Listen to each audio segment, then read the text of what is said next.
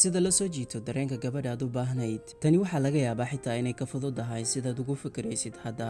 Waxaa laga yaabaa inaad la yaabtay waxyaabaha ka dhigi kara gabadhaasi mid dareenkeedu kuu soo jeeda adiga. Anyway, hala yaabin, xitaa cabidda biyaha way ka fududahay.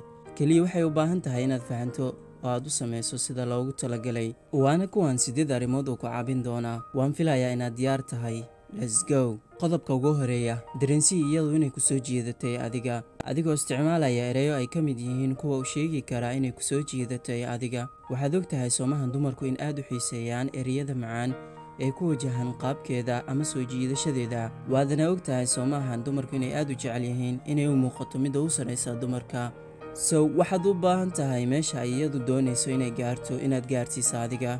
Aad u sheegto inay tahay mid ku soo jiidatay adiga. Waa kuwan ereyada aad isticmaali lahayd. Kow, hay, gabadhaadu qurux badan ayaa tahay. Soo jiidashadaaduna aad ayaa noola dhacay. Hello qurxay. Markaad isticmaasho ereyadan, dabcan waa kuwa gaaban oo fudud, laakiin toos u saameynaya qalbigeeda. Waa mid toos wajahaysa waxyaha maskaxdeeda. Suurtagalna waa inay la dhacdo. Oo isticmaal si degan oo aan ka badbadis ahayn. Isticmaal waqti ku habboon oo keliya. Goor ay murugaysan tahay kuma shaqayn doonaan ereyadan. 3. Waaw, maanta cajiib ayaa tahay. oo inaba caadi mateed. Run ahaantii waad i soo jiidanaysaa. Waxaana ka baqayaa inaan si fudud kaaga helo adiga. Waxaad dareensiisaa ujeed yar kaasoo ah inay ku soo jiidanayso. Markaasina waxay bilaabi doontaa inay laba jibaarto oo ay kasii dheerayso sidii horey. Muhiim ahna ereyadan oo keliya inaad u isticmaasho. Hadday jiraan kuwa intan ka badan oo kula qurxoonaaday ood isticmaali kartaa adiga. Qodobka 2, si kasta aad naftaada u daryeeli karto u daryeel. Si kastoo aad u qurux badnaan kartana u qurux badanow. Dadka badankii ayaa dhihi doonaan qof dartiis shakhsiyadeeda uma bedeli doono, xitaa iyagoo qofka u baahan. Taasina waa doqonnimo. Naftaada inaad qurxiso aadna u muuqato mid qurux badan ayaa waxay ku siinaysaa kalsooni dheeraad ah. Waxaad soo jiidanaysaa qof walba. Keliya muhiimadda ma ahan qofkaas inaad isku qurxiso adiga. Naftaada inaad daryeesho waa qayb ka mid ah sharaftaada. Noqo qof daacada oo naxariis badan. Qof ixtiraam u haysta inay ka qurux badan tahay gabaldhicii ugu quruxda badanaa. Noqo qof si adag u shaqeeya. Dhammaan waxyaabahani waxay ku siin doonaan qofkaas dareenkeeda. Hubaal wax badan ayaad u muuqan doontaa mid laga helo. Qodobka 3, noqo qof isu kalsoon xitaa haddii aadan horay u ahayn. Dumarka qaar waxay aad u xiiseeyaan aadna ugu furfuraan dareenkooda ragga isku kalsoon, naftooda ku qanacsan, sidoo kale isticmaali karaa ereyada ah kama helin, maya kuguma raacin, wayna ku caajisan qofka ku raaca wax walba kuna dhahaa mar walba way wanaagsan tahay. Okay, sidaas samey.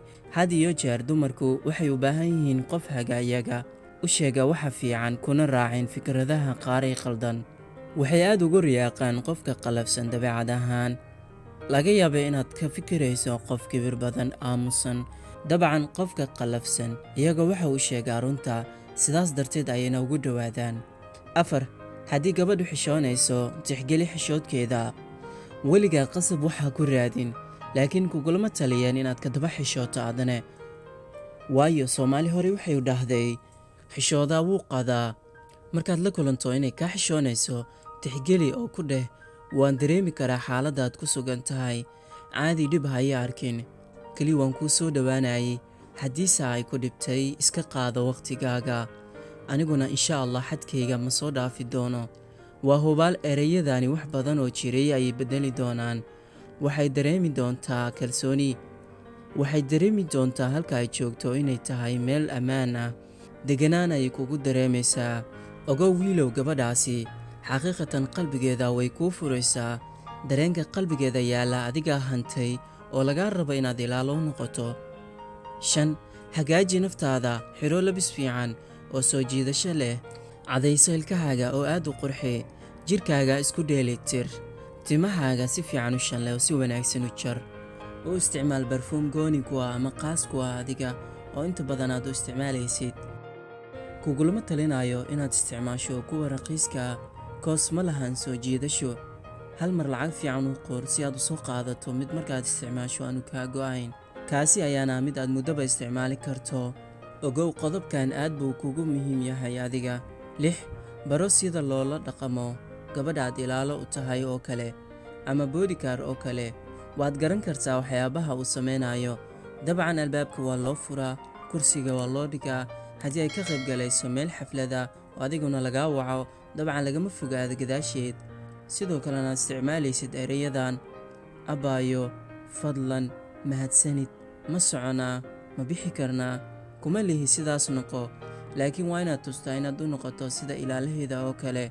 waa inaad tusi kartaa inaad u noqon karto ilaalaheeda khaaska ah keliya waana wakhtiga aad la joogto. tusaale ahaan, waxaad u samaysay casuumaad maqaaxi inaad ka soo qadaynaysaan oo kale. si wanaagsan u soo dhoweey, albaabka u fur, yacni baari u noqo. waa intaas. waa haddii aad doonayso haweeneyda qalbigeeda.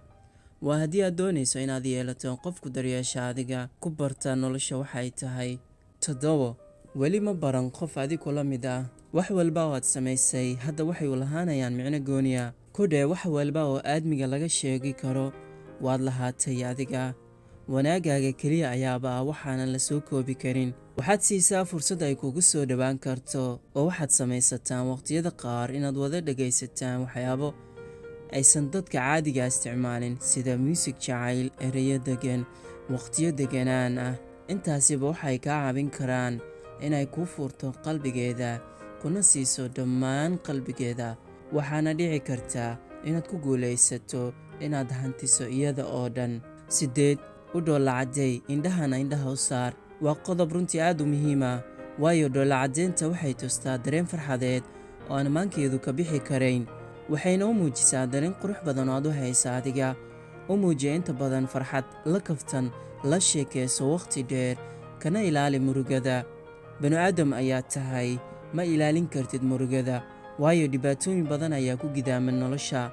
laakiin intaad dadaali karto dadaal oo ka ilaali murugadaas. sidoo kalena indhaha u saar mar walba, oo tani waxay kaa caawin doontaa in aad awood ugu yeelato inay ku siiso maankeeda, inay ku siiso qalbigeeda. waxaad awood u yeelan doontaa inay kula qabsato adiga, aadna u noqoto qofka ugu wanaagsan nolosheeda. ugu dambayn, waad ku guulaysanaysaa inay ku siiso qalbigeeda. waan filayaa muuqaalka inaad ka faa'iidaysateen, aadna like garayn doontaan insha Allah. sidoo kale waan rajeynayaa inaad ka mid noqon doontaan saaxiibadeenna, ood subscribe-ta saaran doontaan. sidoo kale aad ka faa'iidaysan doontaan muuqaaladeenna xigaa imaan doona. inta aynu kaga kulmi doonno muuqaalka xigaa, waxaan idinkaga tegayaa guul dhammaystiran. salaam.